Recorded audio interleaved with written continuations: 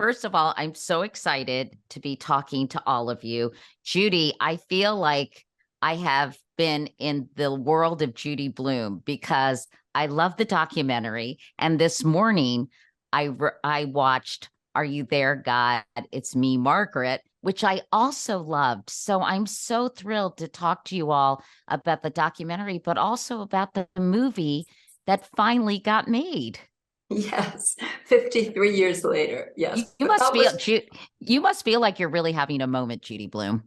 I don't know. What George and I are counting the moments until it's over. It's hard, it's hard to be Why? this, but because it's hard to be known. It's hard to be out there. I mean, for you who are famous, you know how to do it. I don't know how to do it.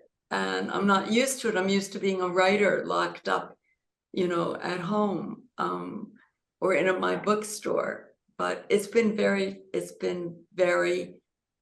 rewarding, satisfying.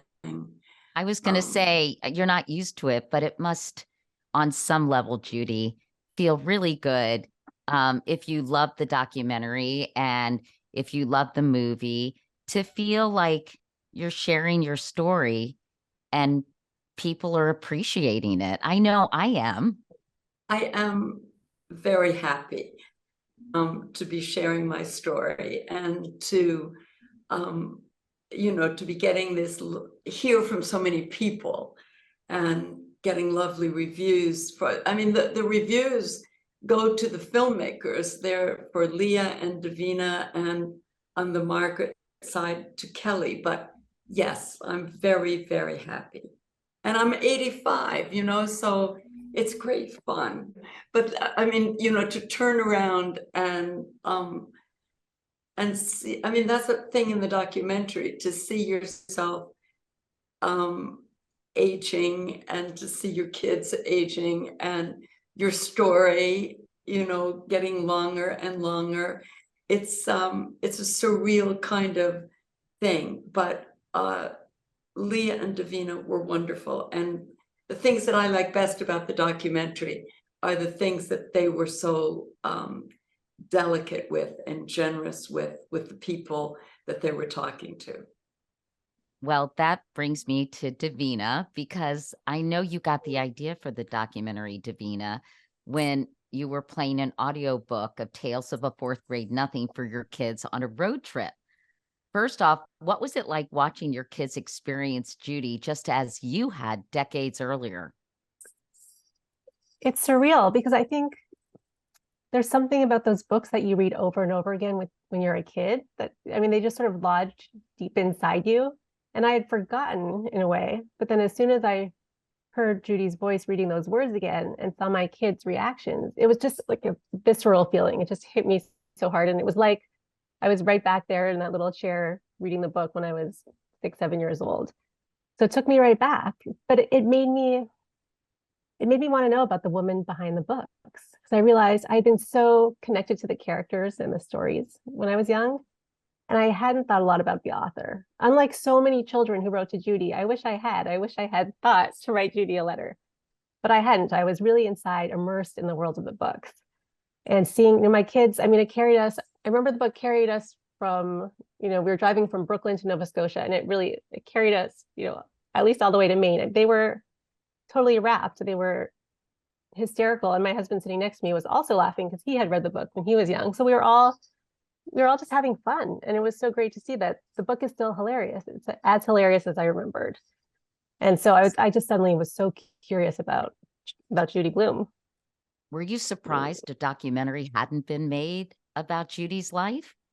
I was shocked. I mean, initially it was just a human curiosity. I just wanted to know about Judy. And then my filmmaker curiosity kind of took over, and I started Googling Judy Blume documentary, which is what we do. And I couldn't find one. I couldn't believe it. Meanwhile, I mean, I don't know. Can we just jump yes, in? sure, please. Okay, so actually, no one ever came to me that I remember wanting to make a documentary. I doubt that I would have done it in those days, but there hadn't been any, askers. So it was, and I still didn't want to do it even when Davina came to me. Why? Why not, Judy?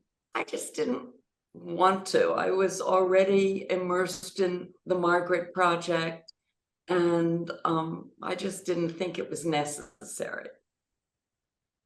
Well, I'm so glad you finally said yes. Was there something that convinced you to do it? Well, I met Devina after, I don't know, a couple of years of back and forth emails, and I liked her. She was very warm and quiet, and I liked that about her. And then she brought in Leah, and then she brought in Imagine Films, and it just kept getting better and better. And it's like, and yeah, I mean, she knows that I was kind of impressed when she brought in Imagine, I have to say, but you know that. And it was just like, you know what, somebody's going to do this after I'm dead. I might as well do it now and try to set the record straight and be honest and open as I could be. That was hard. You know, it's easier to be honest and open with your writing than it is when somebody's making a documentary about you. Especially about your whole life, which you must have felt watching it was flashing before your eyes. And you were very honest about your personal and professional life. And I want to talk to you later about how your life, and in fact, the life of Margaret's mom in the movie very much reflects the changing role of women in society, which I was very struck by, which we'll talk about in a minute. But first, I want to bring Leah in with her pretty pink glasses. And Leah, it's funny because I'm really embarrassed to say and admit this, and ashamed on some level, ladies, that I did not grow up with your books, Judy. And when I think about it, Are You There, God? It's Me, Margaret came out in 1970 when I was, wait for it, 13 years old. The year, incidentally, I got my period. So I don't know why my parents didn't introduce me or encourage me to read your wonderful books. So that is my confession, but I feel a little bit better knowing that Leah didn't grow up with your books either, Judy. I know, and I've been embarrassed. This is the first time I've had to talk about this in front of Judy. No, you've told me. I have, but you know, I grew up in Jacksonville, Florida in the 80s, and a time when Judy's books were seen as taboo and inappropriate and naughty. And there was a lot of shame surrounding periods and puberty and sex. And I was a shy, flat-chested 11-year-old good girl who didn't want to do the wrong thing. And God, I wish I had. It wasn't the wrong thing. It would have been the right thing to pick up that book. I had heard about this book about a girl who wants to get her period. And I thought, I'm not going to read that book. I can't read that book. I shouldn't read that book. And I didn't. And I'm so angry. And my mom has reminded me, I did not keep that book from you. I did not restrict anything you read. It wasn't my parents. It was sort of the feeling in my school, in my community, that it wasn't okay to be learning about your body in that way. I mean, we were passing around Flowers in the Attic in 5th grade. That was the book that we were all passing around. Why was it okay for us to be reading Flowers in the Attic, but not Are You There, God? It's Me, Margaret? About a girl who is exploring her friendships and her relationship to God and her spirituality and her parents. And of course about her body too, but it's about so much more. I wish I had read it as a kid. I think I would have looked at my life so much differently if I had understood that, Margaret. Leah, was it helpful at all, Leah, having some emotional distance and being introduced to the material for the first time as a filmmaker?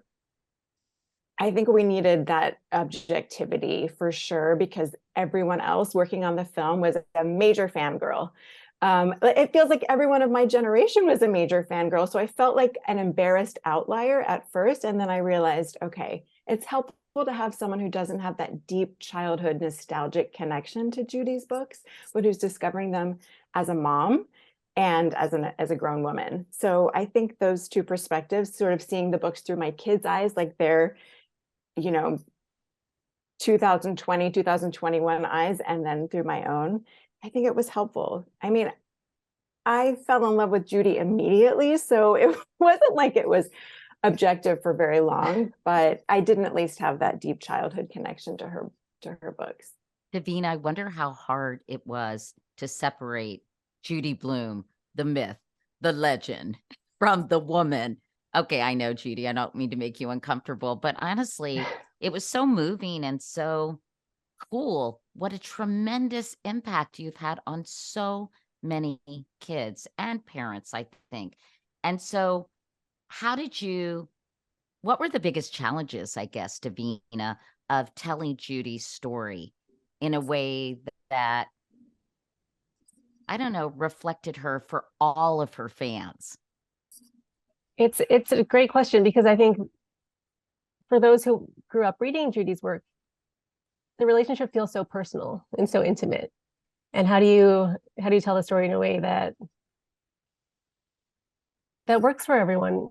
And one challenge that one of my biggest concerns was, how do we represent the work itself? How do we depict the excerpts in the documentary?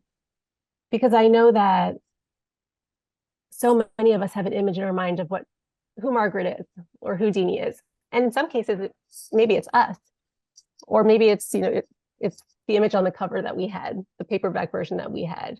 And so how do we, we knew that the excerpts would be an important part of the film, but how do we illustrate them in a way that feels universal, but also allows each person to still have their specific relationship with the book, and does the work justice, because there's so much to it.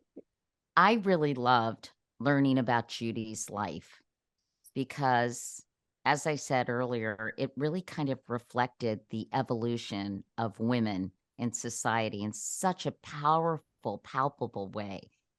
But I know the documentary really focuses on your ability, Judy, to honor kids. And you even say when you started to write, you only identified with kids, not adults. Why do you think that was the case? I don't know. I hadn't grown up. I mean, yes, I was married. Yes, I had 2 children, but I think I really hadn't grown up, and I felt very much a kid, and I identified very much with kids. That's who I did, but some of us always are like that. I identify with kids. When I meet a 4-year-old in the store and I look into that child's eyes, there's a connection, and sometimes I want to push the mother out of the way and say, no, that's not what your child is trying to tell you. I know what your child is trying to, of course, I don't do that. And that's true with older kids too. I mean, and I see, it's very interesting to see how parents interact with their children in a bookstore. And I learn a lot that way. And I also, I want to jump in and say, please leave your child alone. Please let your child choose whatever book they want to read. And it's I was okay. going to ask you, Judy, how does a good parent, or what is good parenting of a child in a bookstore? What kind of things do you observe and think, that's right, that's what you should be letting your child do? Oh dear. Well, it's hard to say good parent, but a good reading parent, let's call it. Let's say the child is in middle grades, 3rd, 4th, 5th, 6th grade. I like it when the parent stands back and lets the child explore by herself and find a book, or helps the child understand, this is what I do. I read the beginning, and then I read something in the middle, and then I decide, do I like this voice? I mean, this is what I tell kids. about finding books. So many kids come in and they just want the familiar. Oh, I know that. I know that's Captain Underpants. I'll take that. And there's nothing wrong with Captain Underpants. I love Captain Underpants. I sell a ton of Captain Underpants. But I like saying and hearing you say Captain Underpants. Go on. I like Captain Underpants and I like Dog Man. And I like those books and I like selling those books. And I'm glad that kids are excited about those books. But I also would love kids to explore more books. And I think loving a certain book will help them do that. But when a parent says, no, you can't have that book. You've read so many of those, you just keep reading those books. I want you to read a real book, meaning not a graphic, what we call now a graphic novel. What when I was growing up used to be kind of a comic book. But I loved comic books and I, also loved reading and one never stopped me from liking the other. So, I wish parents would not be judgmental. I guess that's what I'm saying. Don't be judgmental of what your kids want to read. Give them more freedom and be less helicoptery, I guess, too, right?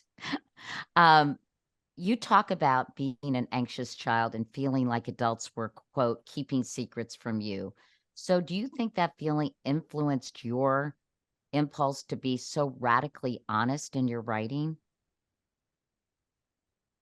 Probably, yes. I don't, when I was writing, let's be honest here, I didn't know I was being radically anything. I did want to write honest, truthful books for kids. But I don't think I put myself into that, saying I'm going to be radically different. I never thought about that. I only thought about, will somebody publish this book?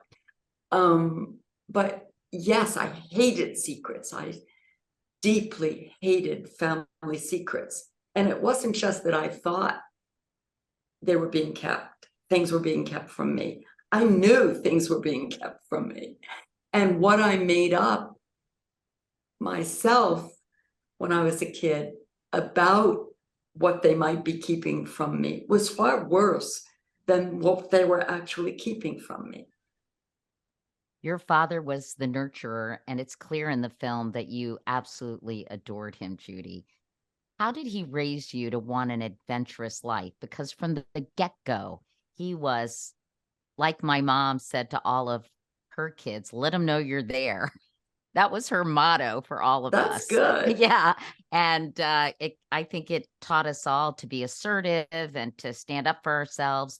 And how did your dad translate that desire to you? Oh, I don't know. I mean, he was the fun parent. He was the adventurous parent. And I identified with him. I wanted to be like him.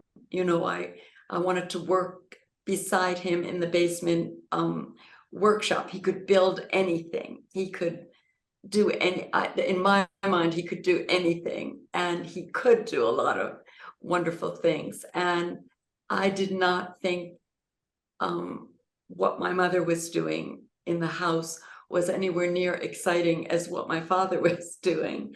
And I had an older brother who was definitely in the workshop with my father. He also could build things. And so I like being down there with them. I like painting something with them, the outside of my playhouse. It was just more exciting. I mean, I waited every night until he came home from work because then the fun could begin.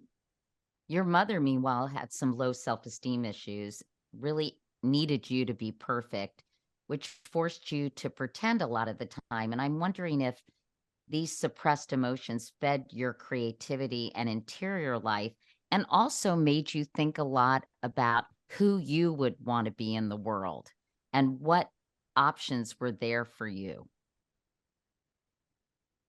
Well, when I was young and identified with my father, and I don't know what I thought I could be, because what I played with my friends, we played house or we played office. And so, and I had teachers in the family. I mean, two aunts, my uncle, my favorite uncle, they were teachers. And so, and my mother thought that was a good thing to be. And so that's what I thought about being when I wasn't really little and dreaming about being a cowgirl or a movie star, or even later on the stage. I had a best friend and we would go into New York on our own because we lived close enough. And we would go to the theater, and we really wanted to be like Susan Strasberg, who was just our age and who was starring on Broadway in Anne Frank. And then when I got older, I don't know what happened. Maybe I started identifying more with my mother. And so I thought, I know what I'll do. You know, I'm going to get married and have children, and I'll be the president of the PTA. That's what I'll do. And tragically, your dad died when he was just 54 of a massive heart attack. That was just weeks before your wedding, Judy. And it was so sad watching that, and to see you trying to simultaneously celebrate this new chapter in your life while grieving the loss of a man you adored. How difficult was it navigating those conflicting feelings? Looking back now, I know it was terrible. And it wasn't just that, it was that my mother, you know, was so unhappy. And how could I be happy when she was so unhappy, though she never, ever talked about it. She never talked about what it was like to lose my father and what her life was like. I mean, my aunt, who was out of the country, came back. That's my mother's younger sister. And she kind of pushed my mother, you know, you have to go back to school, go back to business school. You were very, very good at that when you were young. And so my mother did, and she got a job at a law firm. And that was very good for her. But, you know, it took time for that to happen. And right away, I mean, what happened to me, of course, was I broke out all over my body in hideous rashes. And I've always had that kind of problem with I was an eczema baby, and I had a lot of trouble with allergies and allergies to medicines. And so there I was, newly married, supposed to be really happy, and just itching and having this terrible reaction. And the doctors tested me for everything. But really, you know, what I needed was some therapy at that time, but it wasn't what we thought about then. And you were very young. Weren't you very young when you got married, Judy? Yeah, I was 21. That's what we did then, you know. As my mother said, if you don't find him while you're in college, where will you ever find him? And I knew I must get married and have babies. That's what I was supposed to do. We were all doing that. I remember my sisters both met their husbands in college. And I think women really until pretty recently, or at least my generation, well, I was even kind of an anomaly, I think. I think there were a lot of people who went to college with me who met their husbands in college, but getting married when I graduated from college was the last thing that I wanted to do. I wanted a career. I wanted to have mobility and flexibility, and I didn't want, honestly, a ball and chain dragging me down. Is that terrible? That's great. It's great that you knew that. I really didn't know that was a possibility. I just didn't know. I, you know, was trained to be a teacher, and I remember interviewing for teaching jobs, and then I was pregnant, and so, you know, that had to be put off, and I was pregnant again, and so I desperately needed work, and I needed creative work. And you needed something to call your own. You're very honest, Judy, about the eventual strain and distance in your first marriage. in some ways, do you think that disconnect allowed you the emotional space to write? I feel like I have Judy on the couch, ladies.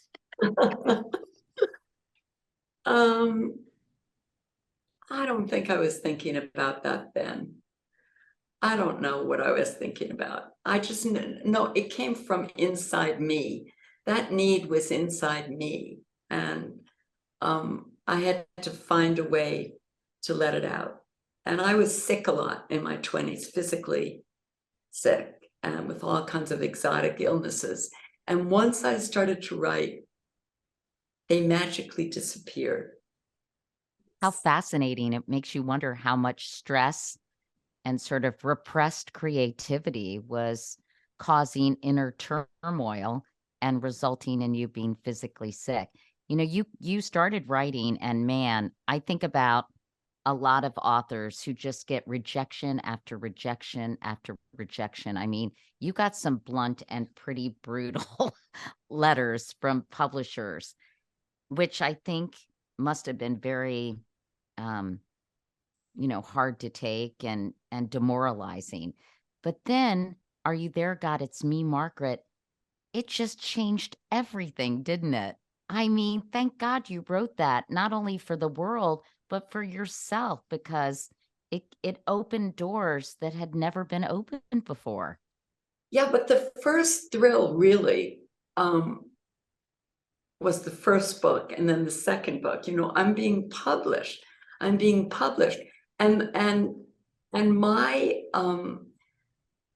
my rejections really didn't last for that long. And people, I like to say that it's determination as much as talent. And I really believe that if you're turned off by the first few rejections or the first bad reviews, you know, maybe that you're not going to make it just because you're listening to those other people. So you have to just keep going. And it was only 2 years, which maybe it sounds like a lot, but it wasn't a lot. And I feel that I was getting better during those 2 years of rejections. I took a course at the School of Continuing Education at NYU. That kept me going because week after week, I wanted to turn something in. I wanted to have something. And so I kept going. And I mean, that's what you have to do. That's what you have to do.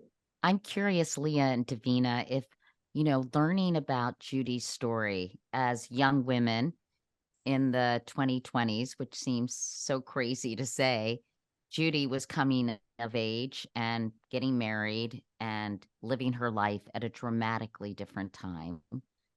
Judy is 15 years younger than my mom would be. My mom would have turned 100 on March 30th. And I don't think she ever even considered the possibilities of working or being anything more than a stay-at-home mom. When you were watching and learning more about Judy's life, Leah, I'll start with you. Did you think, wow, the opportunities for women back then were so few, and so many women did feel repressed? And by the way, I have a lot of respect for stay-at-home moms. I'm careful to say that because raising your children is also a very exhausting and important job. And if you have the luxury of being able to do it, no judgment or criticism from me. But having said that, there were very few opportunities, Leah, for people of Judy's generation. You know, I've thought a lot about this because, well, like Margaret, I moved to New Jersey recently, to the suburbs for the first time since, I was a kid. I lived in Jacksonville, felt like the suburbs. And like Margaret's mom, I have yet to furnish my house in New Jersey. I love that I'm watching that movie like, oh my God, I'm Barbara. That she has a lawn chair in her living room. But I have to say, my grandmother in Brooklyn in the 50s was commuting to Manhattan every day to work as a secretary and support her husband, who had lost his job as a furrier, and was taking the bus and the subway with her into New York God knows what he was doing all day in Manhattan while she was working as a secretary and making the money for the family. So I know that for so many women living in the suburbs in a very specific socioeconomic class, it felt like there was a lot of repression. But I also know that for a lot of women, there was not that choice, like for my grandmother. So I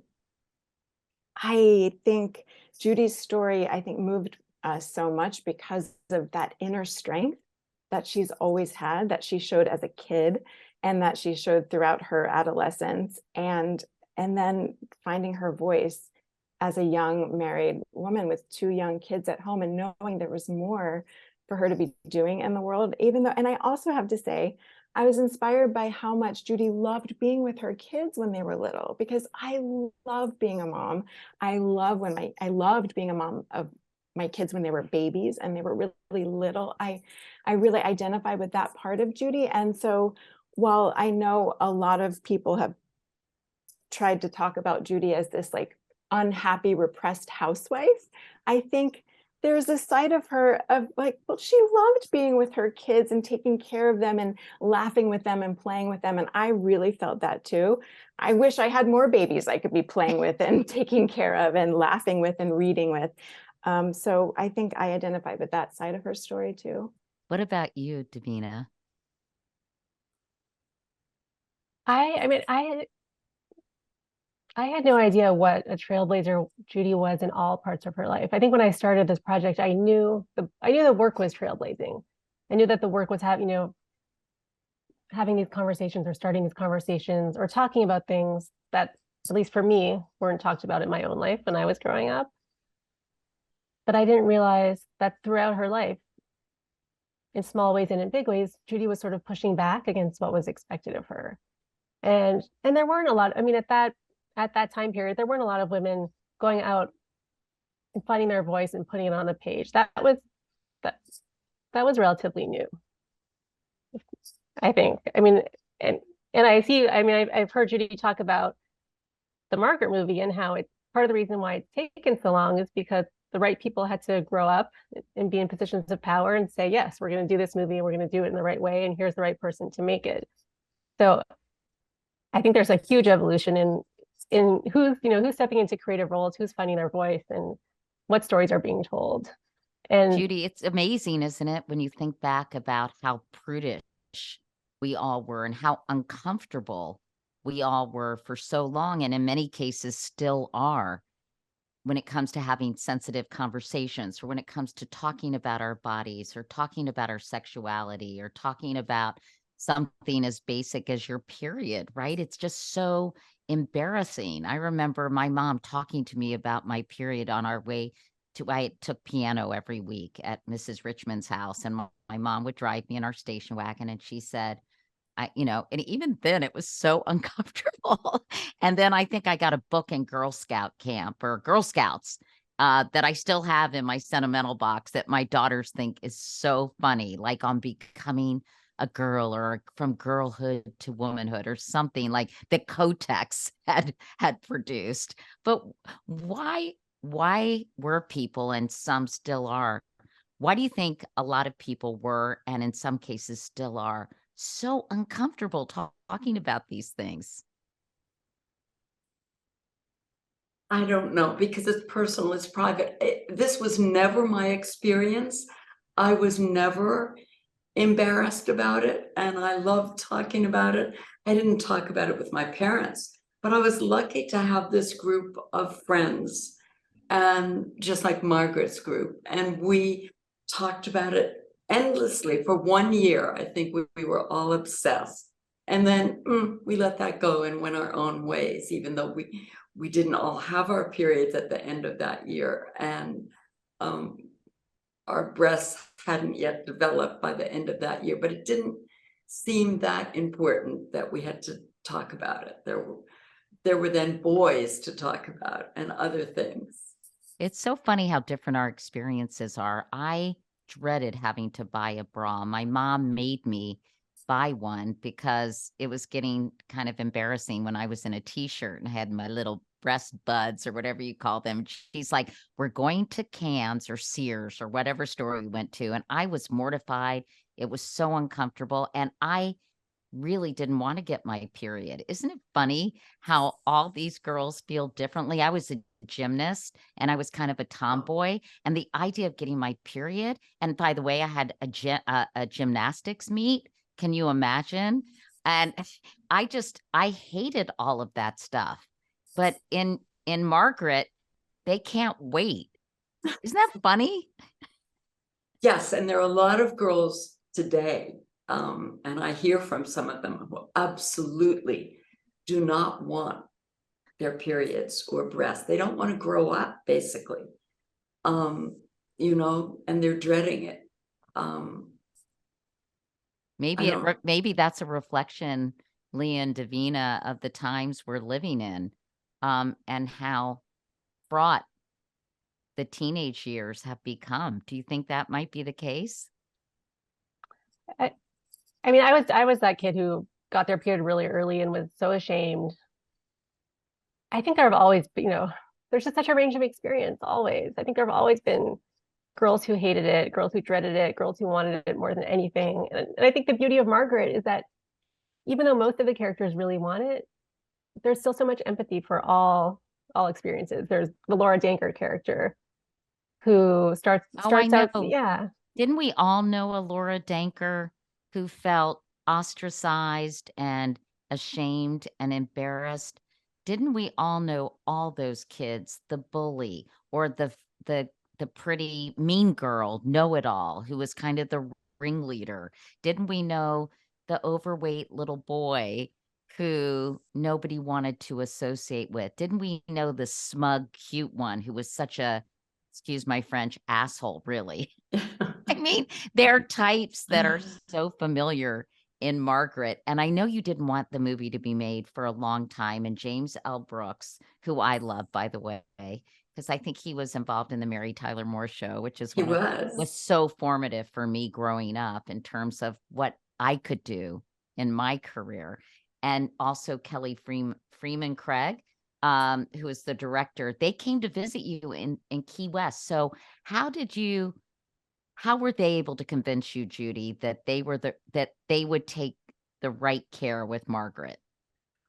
Well, for one thing, not only was Kelly's letter wonderful, but at the end of it, she said that she had written and directed a movie called The Edge of 17. And I'm like, what? I love that movie.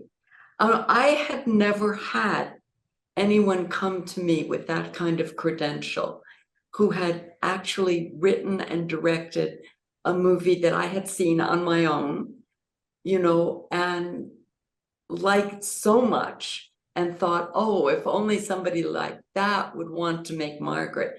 And there she was. And at the very end, she said to me, and my mentor is James L. Brooks, Jim Brooks, the wonderful Jim Brooks. And we worked together very closely. And that's how it would be if you let us do your movie. And by the way, can we come to Key West and see you? And they came very quickly to Key West. And we had a wonderful afternoon together. And I had certain, you know, I forget what the word is, but certain parameters. I had already said to myself, if they won't do it set in 1970, you're not going to do it, Judy, because it can't be set in today's world. And you know, I want to be inclusive in the casting, and I hope they'll want to do that too. Well, they said absolutely 1970 is the only way we want to do this. And we all agreed on wanting to be inclusive in the casting. I'm not sure that's even the right word. Yes, no, that's right. And okay, to have a diverse cast. And actually, I wondered about that. The word. But I wondered about that, Judy, because growing up for me in the 70s, I would say there were some Black students at my high school, but there was still a lot of de facto segregation in terms of where people lived. And I was so happy to see so much diversity in the film. And, you know, whether it was the teacher, the librarian, obviously one of Margaret's best friends, but I wondered if your community was that diverse when you were growing up. It was not when I was in elementary school, but remember, I had also lived in Miami in Miami Beach. I had lived in Miami Beach for 2 years, where I saw real racism for the first time. I lived in Elizabeth, New Jersey, which was a very diverse community, although we didn't all live in the same neighborhoods. By the time I got to high school, we were totally diverse. But when I was in elementary school, and also now we're talking 1970, and we talked a lot about that. I said, you know, there probably would not have been a Black teacher in a school then, because I'm looking at my kids' schools, you know, they were in elementary school in 1970. But so what? I mean, my son and I had made a movie many years ago, a little movie based on Sheila the Great. And because we cast one Black girl in that group, and when we took it around to schools, I saw what that meant to Black kids in the audience to see themselves up there in this story. And so I felt that it was really important. And so did Kelly and Jim. And so they figured out how to do it. I mean, and Kelly said, I know it's going to be the teacher, and great, he's wonderful. Well, I noticed it and I so appreciated it, Judy. I'm glad you noticed it. Only 2 reviews of all those wonderful reviews mentioned it at all. And maybe that's good. Yeah. Maybe that's good. You know, it's just, I mean, Janie is a regular kid, and it's not about her race. It's just about being a regular kid. So how did you like the movie? I just have to ask you because it's very fresh in my mind. What did you think? I loved it. I loved the girl who played Margaret. I'm a huge fan of Rachel McAdams. I just thought they did such a good job. And of course, the soundtrack reminded me of when I had an avocado green radio on my dresser that was plastic and would listen to Casey Kasem's Coast to Coast every Sunday. So I was flooded with childhood memories just watching it. How did I like it? I absolutely loved it. I couldn't be more happy. I was on the set for 5 weeks, so I was there for a lot of it.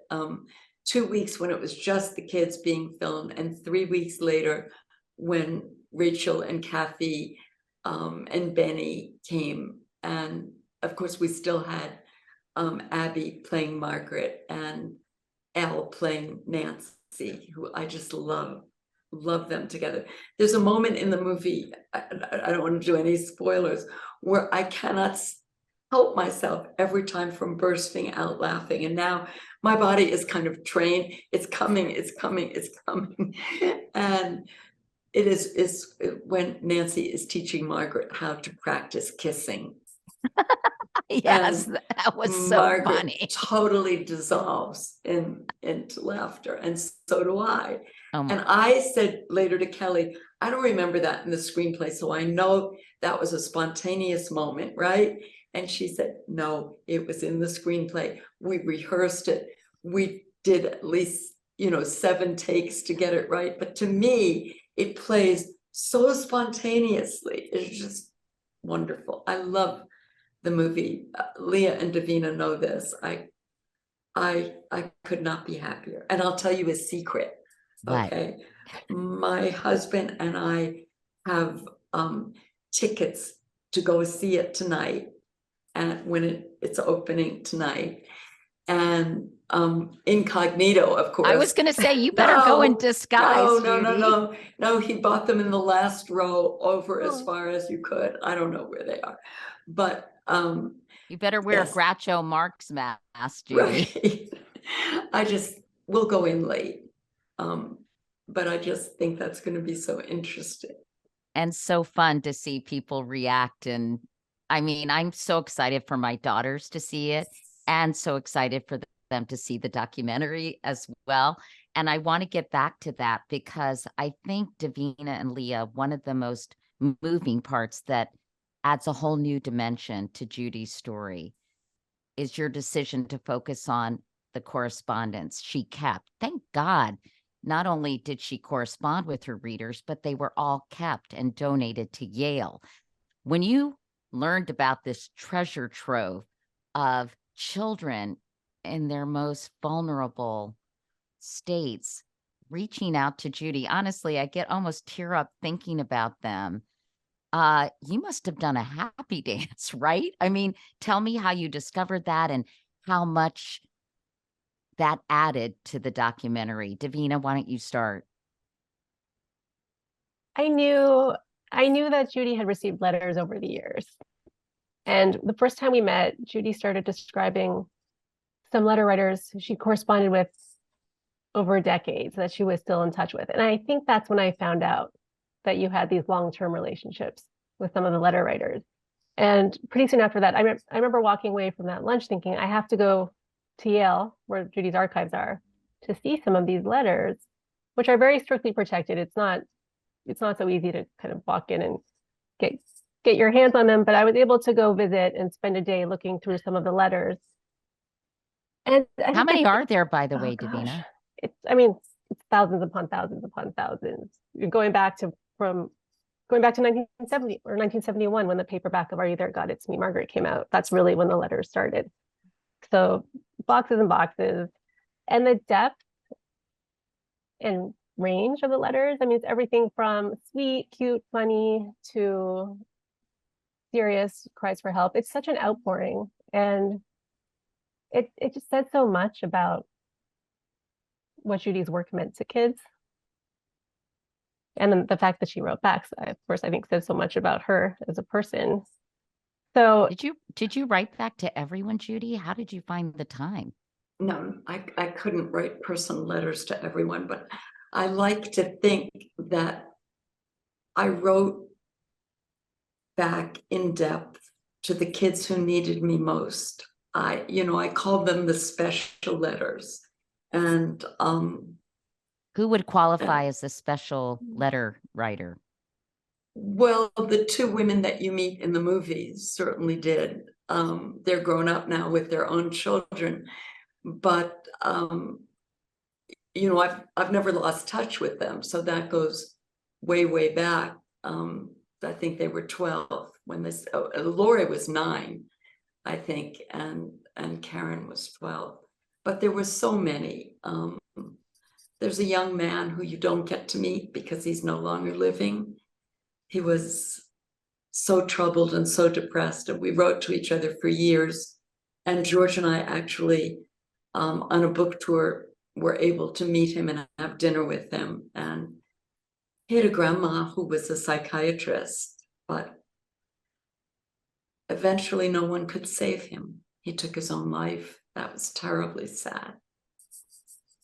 Leah, when you saw those letters and the relationship that Judy forged, especially with the two people who are featured in the documentary, that must have been incredibly moving, inspiring, and meaningful, not only for you to witness, but for the arc of the documentary. It was so moving to discover those letters and to discover the depth of the relationship that Judy had with Lori Kim and Karen Shillstrom, the two women that we ended up meeting. I didn't get to go to Yale, to the library, before they shut down for COVID. So I hadn't seen the letters. I hadn't seen them in person. I had seen scans of the letters.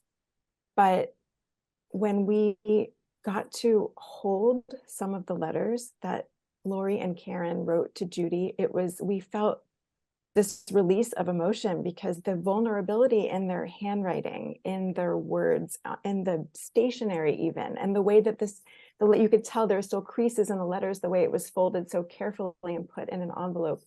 It was, I think we felt some of the responsibility, one small part of the responsibility that Judy must have felt responding to them, because we had the responsibility as filmmakers to honor their stories and allow them to tell their stories in a way that they would feel good about. I mean, for Lori, she said she sent those letters to Judy and never thought she would see them again. And over the years, Judy would say to her, I still have your letters. I still have your letters. Would you like them, or would you like to see them? And she was like, no, thank you. I'm done. I sent them to you for a reason. And for Karen, I don't think she hadn't told her story publicly ever about what had happened to her, the sexual abuse that she had experienced as a kid and the trauma that she had experienced as a kid. And so Judy was one of the only people she had told. And this experience of participating in the film was really powerful for her. It was really powerful for us as filmmakers to really bear witness to her story and to her truth, and to feel that we were giving her the voice. I mean, it's like Judy's story is all about finding your voice, and she allowed Karen to find her voice through her letters, through their letter writing back and forth. She allowed Karen to tell her story, and then I feel really grateful that Karen allowed us to use her voice in the film. Did you have to convince her, Leah? Was it hard to get her to participate? No, she was ready. I mean, well, Judy was the one who introduced us. The letters, I have to say, there are very strict protections in place at Yale. You cannot reach out to any of the kids who wrote to Judy. Judy and George were very intentional working with Yale to make sure that no researcher could come in and just start writing to the kids who had written to Judy. So Judy was the one who introduced us to Lori and Karen. We would never have reached out to anyone without her introduction. I just have to say that, of course, it's, I have two favorite parts of the documentary, and that's one. And I think that Leah and Devina did the most gentle, kind, generous interviews with them. I think they've just done a beautiful job with that part of it. I mean, that and what they did showing censorship in the 80s.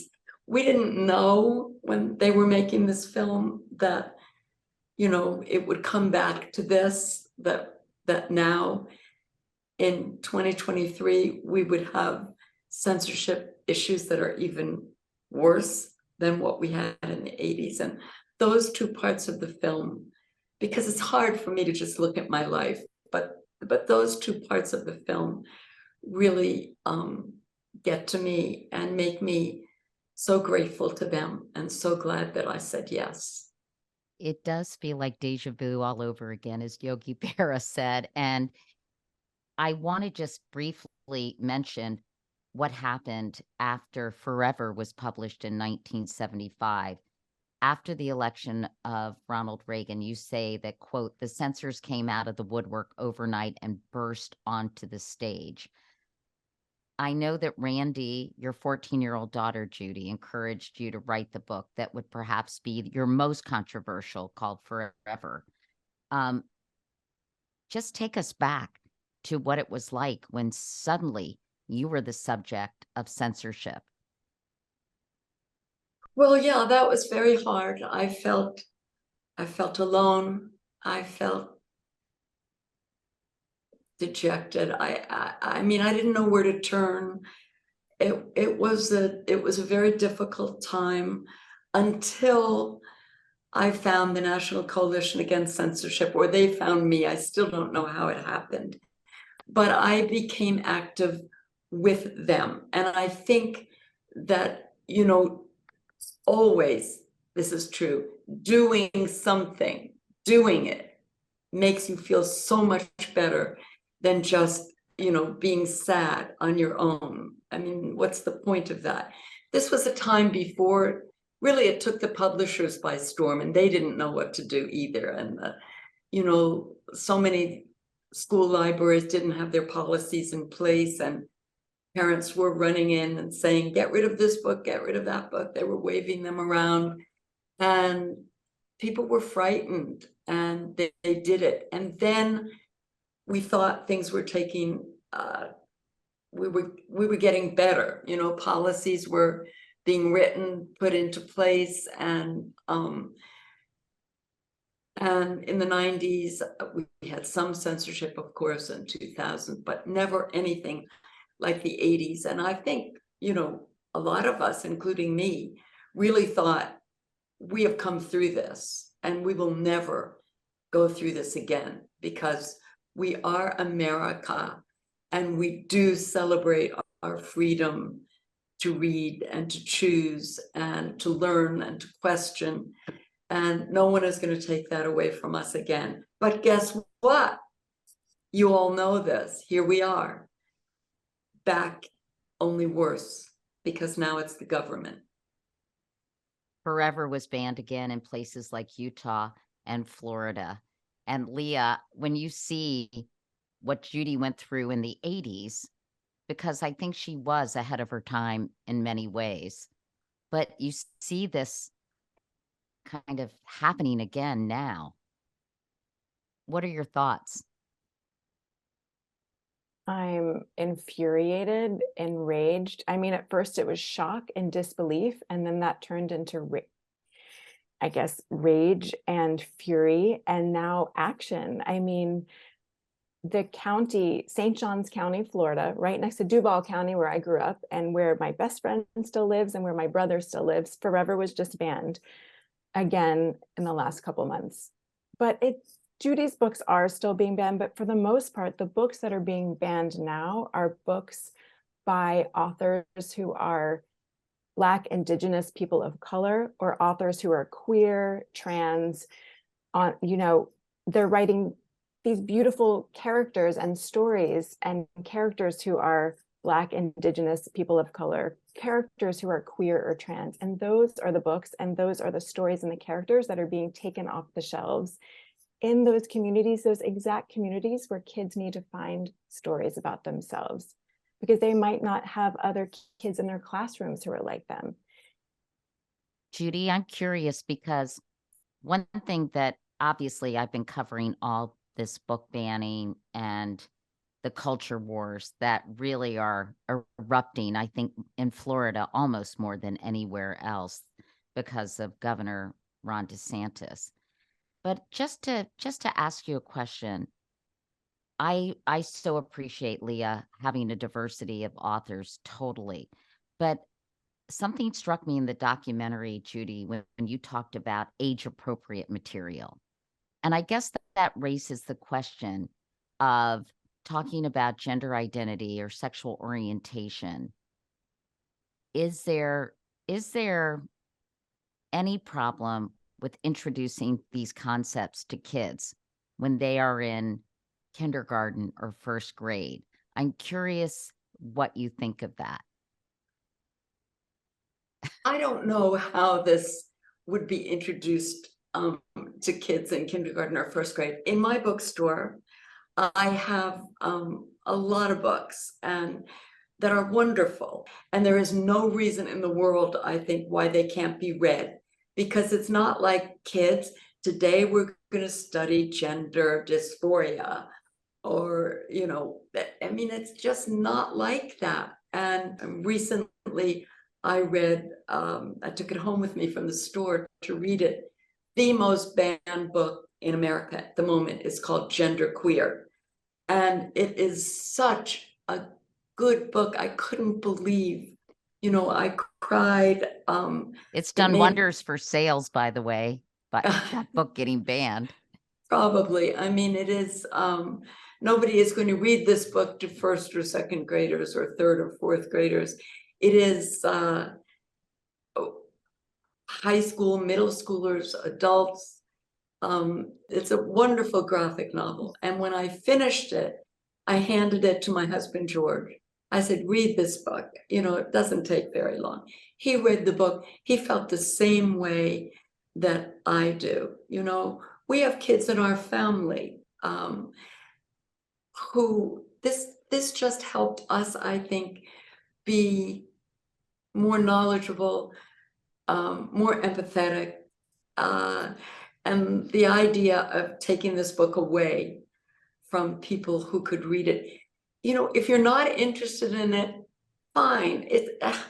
But if it speaks to you personally, and it spoke to me personally, actually, even though I'm not going through this, because it was so well done. So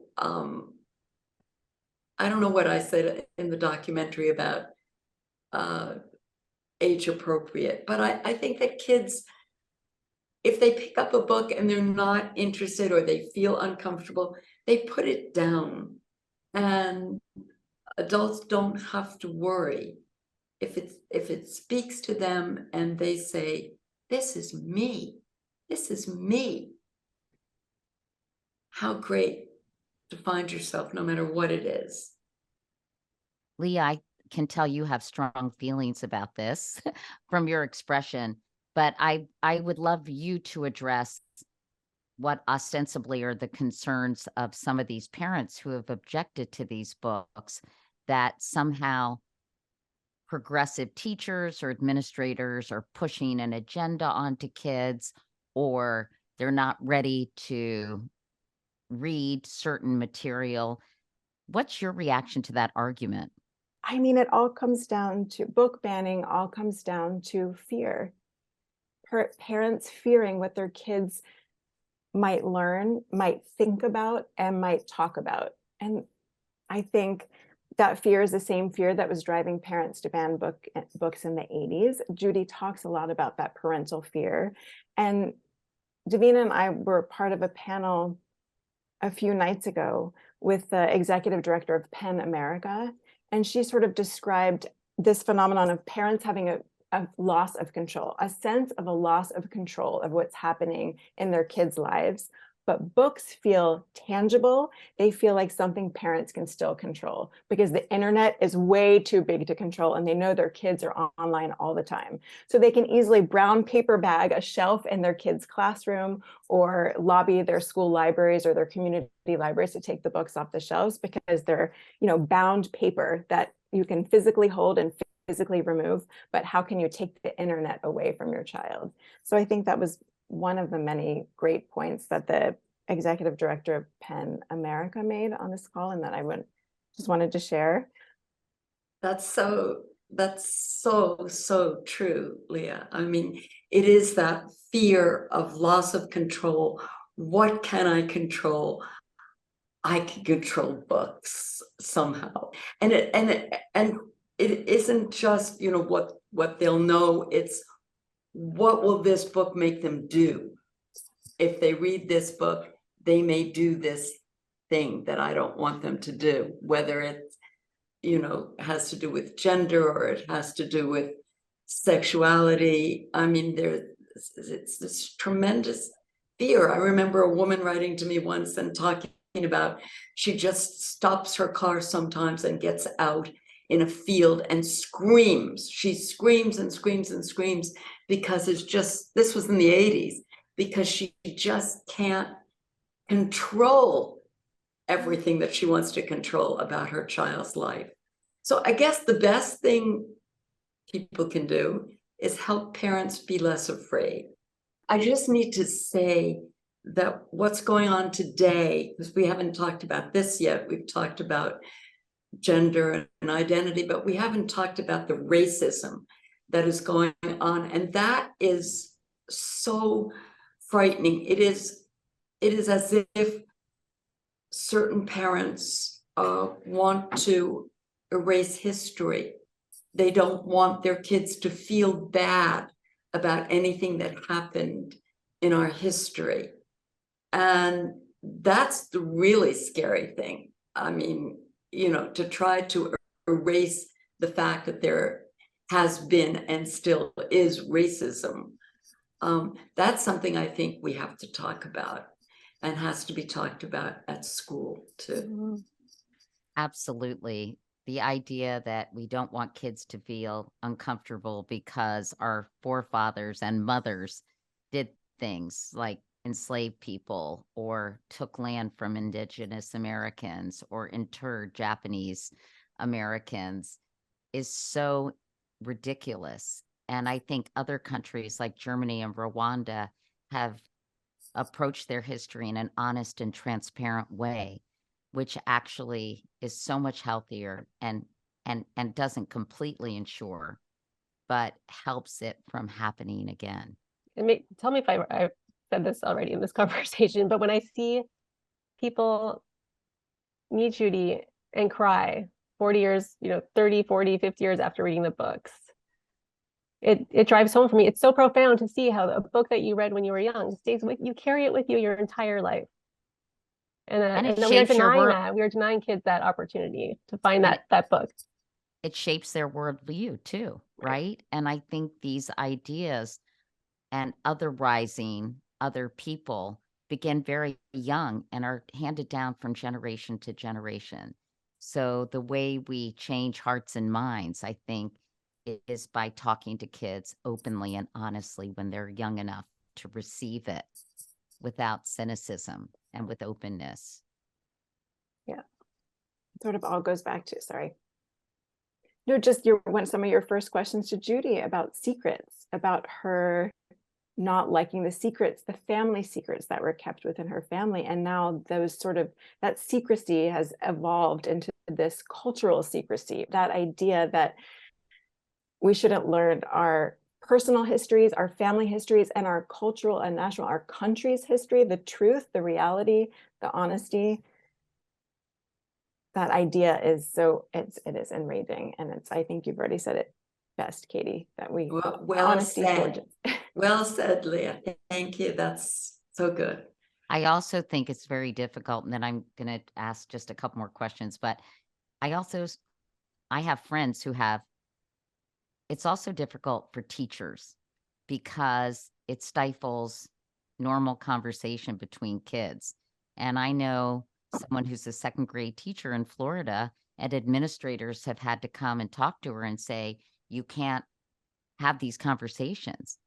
And it's hard if there is a student with gay parents or if a teacher's gay. I mean, it's just, it almost paralyzes what is natural discourse among kids. And I think teachers are really lost. And there's even a proposed bill in Florida which would prevent girls in elementary school from talking about, yes, Margaret, their periods. I love your response, Judy, which is good luck there. But in all seriousness, what is the real objective in your view behind these sorts of measures? It's sick and it's disgusting and it's I don't know, it's being drunk with evil power. It has to do with power. I live in Key West, and even though we like to pretend that Key West isn't a part of Florida, it is. And so I'm living with this every day. And where is it going? Where is it going? And, our governor seems to be every day more drunk with his power. And let's do this, and let's not let the kids do this. And what is this all about? I don't know. Is it about this will help me get elected? I mean, we have elected legislators right now, that person that you were just talking about, who doesn't want girls to be able to talk about menstruation or ever ask a teacher, or say, oh my God, I got my period, can you help me? It's crazy. It's craziness. I don't know how else to explain it. And it's not just Florida, Judy. The I Missouri know. House of Representatives recently voted to defund libraries. I know, because libraries are a source of knowledge, and knowledge is power. Dangerous. Exactly. We used to say knowledge is power, and they're saying knowledge is dangerous. So you know what, Katie and my good friends here, we have to keep speaking out. And we have to, I think, join forces for people who really want to do something and don't know what to do. Read about the organizations that are working to protect our right to read and our rights to know and our freedoms. and join forces with them, join with, you know, National Coalition Against Censorship or PEN America or ACLU groups that Leah and Davina have been talking to. Because once you do that, it will be just like when I found out in the 80s, it feels good to know that you're not alone and you're working with other people who believe what you believe. Davina and Leah, getting back to the documentary, and a lot of this is discussed in the documentary as well. How nervous were you when you showed Judy the final cut? It's always the scariest moment. And we were petrified. We sent Judy a link. So we weren't with her when she watched for the first time. And then we waited. It was very dramatic. I mean, there's, you know, you asked at the beginning what was the challenge, and there's so much that isn't in the film, right? And there's so much of a person's life in Judy's 29 books that we couldn't include in the film. So we were forced, I mean, so scared to share with Judy. We had to make tough choices in the interest of shaping this narrative that's sort of this feminist coming of age story of Judy and her readers. We had to leave a lot out in the process. But we did it, and then we got on a Zoom and we chatted. And what did you tell Leah and Davina when you got on that Zoom, Judy? I think I watched it like 3 times before I did. And I don't know. I just felt like there was way too much time spent on my first marriage and way too many pictures of my first husband. Like that was 16 years. You know, this is like 43 years with George, and there were years in between.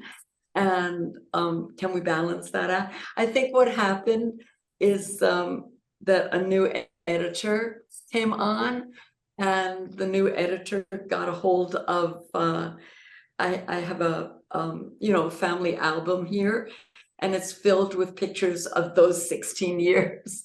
And so I think that had to be balanced. But I mean, they were very small details, like, I want my best friend to be in this, and you forgot my wonderful stepdaughter. And, you know, little personal things, but overall, I was very impressed and proud. Of course, you're going to have things because it's, after all, your life, Judy, right? And nobody's going to know Judy Blume better than Judy Blume herself. So I think it's a tribute to you, Leah and Davina, that you captured the essence of Judy. And I feel your pain about all the things you had to keep out, because as someone who's worked in journalism her whole life and has also worked in documentary films, it's always such a difficult choice to leave things on the cutting room floor that you love and that you feel are so important. But, you know, unless it was going to be a multi-part series, you had to make those choices, right? Yeah, I mean, everyone has a favorite book, and so we couldn't include everyone's favorite book. But I mean, so we were really looking at, like, what is the relationship between Judy's life and her books? Because we were learning that even though the books aren't necessarily autobiographical, Judy put so much of herself into them. So we really tried to focus on the books.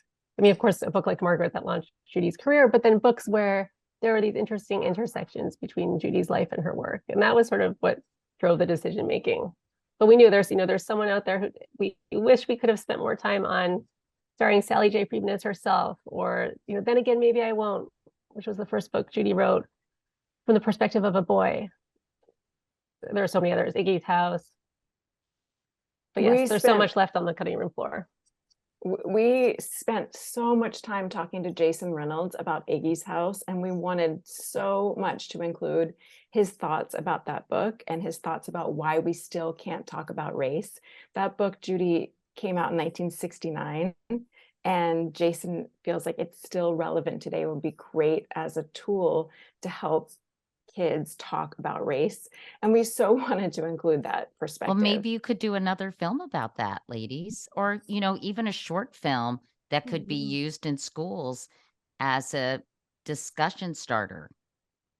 You know, Charlemagne the God, you know, Charlemagne the God, Yes. Katie. So Charlemagne the God has, he likes my books, and he especially likes Iggy's House. And he's come to Key West several times now, and he really wants to make some kind of film of Iggy's House. I don't see it myself yet, but I do want to talk to him about it. And I'm very glad to know that Jason, I think he's told me that he feels that way about it. I feel that, you know, it's a first novel, whatever you want to call it, chapter book, novel, and that I didn't know what I was doing, and that, you know, that's the only book of mine I feel like I could do that better today. The other Would you ones, ever try? Would you ever try? no, no.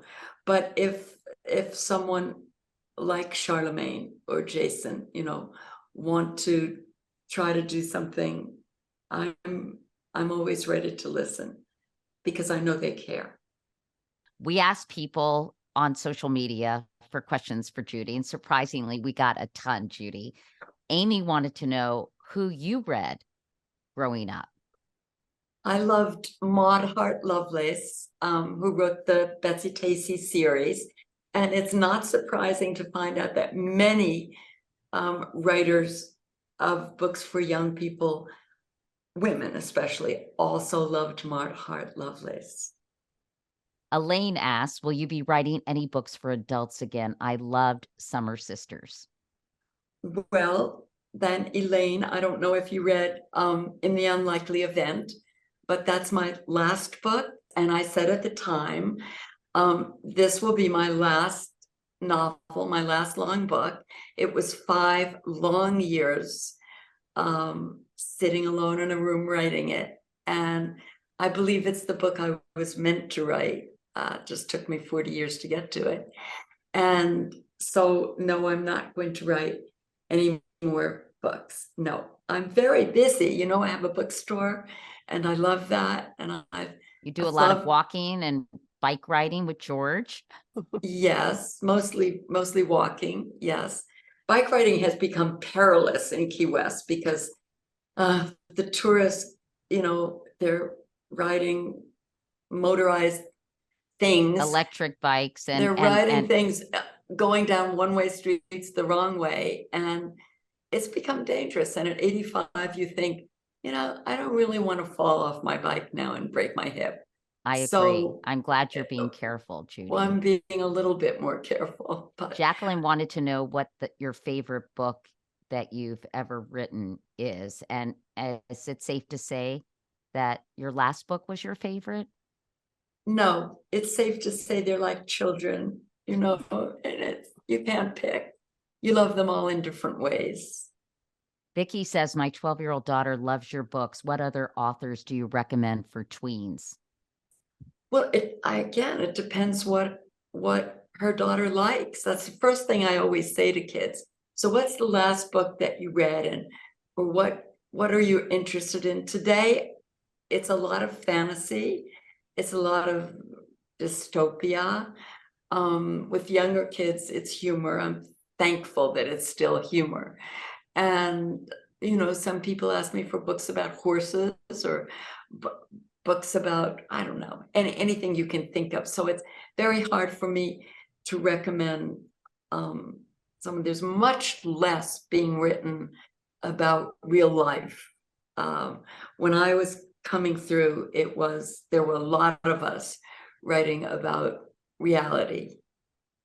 After preparing for this interview, Judy, Leah, and Davina, watching the documentary, reading about Judy, watching Are You There, God? It's Me, Margaret, I cannot tell you how many loyal, loving, steadfast fans you have. You've changed so many lives, Judy. And I know you're probably embarrassed to hear me cavell all over you, but I hope you feel like you've led and continue to lead such a meaningful life and done such important work for so many people. Thank you so much, Katie. I never think of those things, you know, but I appreciate hearing it from you. Thank you. Leah and Devina, congratulations on the documentary. I can't wait until the world sees it. Thank you all for spending so much time with me. I think I just had so many questions, and with 3 people, it takes a while to get through them all. But Leah, Davina, and Judy, it's been a real pleasure for me and such a treat. Thank you for your time. And Judy, continued success with the many years ahead of you and George. And Leah and Davina, good luck with everything you're doing as well. What do you have planned for the future? Are you working on anything now? We're going to Not take yet. a nap. I think you deserve it. I think so too. Thank you for having us. It was This so was fun to Thank you talk to all. you. It was great, Katie. It was It's Yeah. great.